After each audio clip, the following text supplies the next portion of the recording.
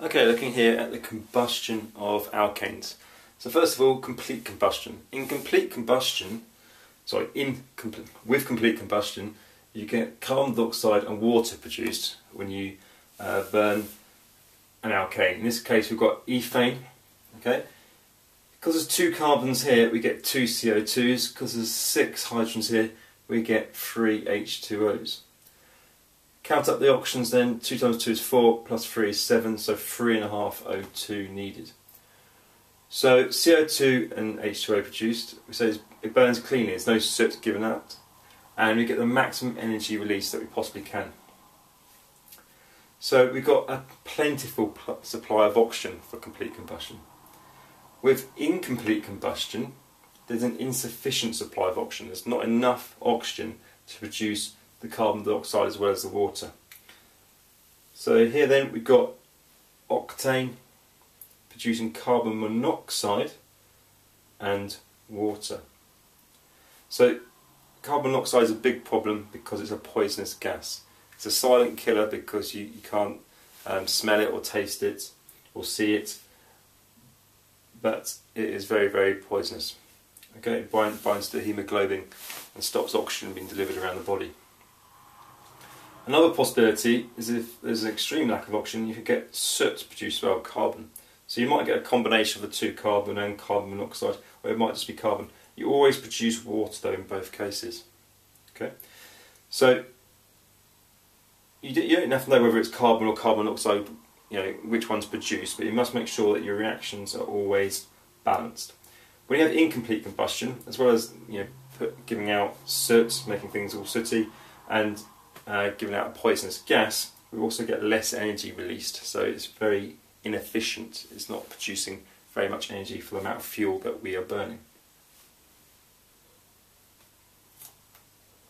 So for efficient combustion, we want shorter alkanes because they need less oxygen for complete combustion.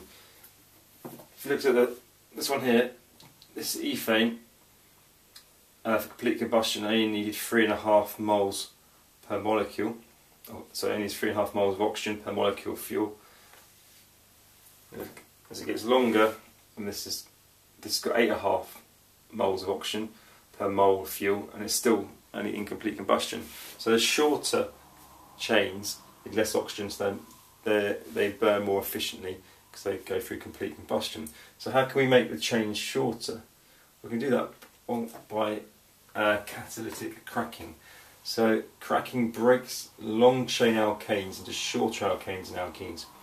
When we do fractional distillation, crude oil contains a lot of long chain hydrocarbons which aren't particularly useful, and the demand for them is less compared to shorter chains. So we can break those long chains into shorter chain alkanes, and at the same time an alkene is produced. Catalyst uses zeolite and temperature 450 degrees centigrade. We can't control where the carbon chain breaks. There could be many possible products produced. So let's have a look at an example. Here we've got 12 carbons in a straight chain, and we're breaking it to make a shorter alkane and an alkene. Okay, this is the shortest alkene you can get, ethene.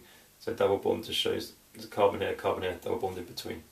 So the important thing that you have to be careful when you do this is that the number of carbons on both sides of the equation add up. So we've got 10 plus 2, so that's 12. We've got 26, we've got 22 plus 4, 26. Okay? It doesn't have to make just one of each. It could be has more of one than the other. So for example, here we've got 2 alkenes produced. We've got 2 propenes and 1 alkane. So check again, so 2 times 3 is 6, plus 6 is 12. And we've got 2 times 6 is 12, plus 14, again will be 26. So the carbon and the hydrogens have always got to add up. So these then, because they're shorter, are more useful, and they'll lead to more efficient combustion than the longer hydrocarbons. Okay, other things we can do. If we can make the fuel more volatile, if something has an increased volatility, it means that it's got a lower boiling point. Okay, then we can get more efficient combustion. So one way, we saw in the previous video that If it's branched, it has a lower boiling point because there's less surface area of contact between the molecules, so less van der Waals forces, so less energy needed to separate the molecules. So this process here is isomerisation. Now it takes straight chain alkanes and turn them into branched alkanes. So we've gone from hexane to 2,3-dimethyl butane. Okay, so it's making a branched isomer of the original straight chain, and that will be more volatile and will burn more efficiently. Another thing we can do is make a process called reforming, where it takes the straight chain and it turns it into a cyclic alkane. So here we've got methylcyclohexane. Also, a molecule of hydrogen is produced, because when you form a cyclic compound, you're joining two ends up, so you haven't got as many hydrogens anymore. Okay. Now, both of these lead to more efficient combustion, and so they're important petrol additives. That just simply means things are added to petrol to help it burn more efficiently.